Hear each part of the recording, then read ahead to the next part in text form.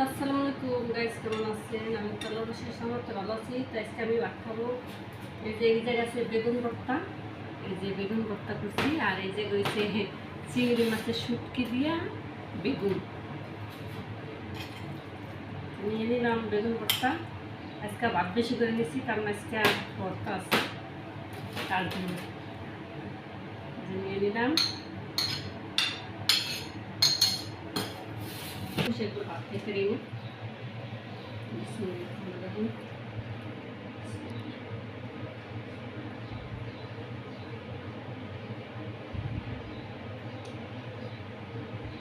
বেগুন ভর্তা করে চাল হয়েছে।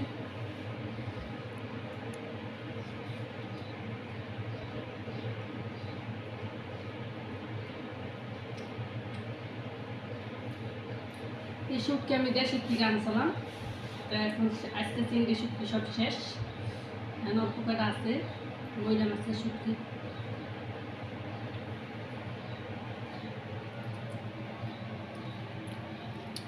এটাও ভালো হয়েছে শুটকি, এটা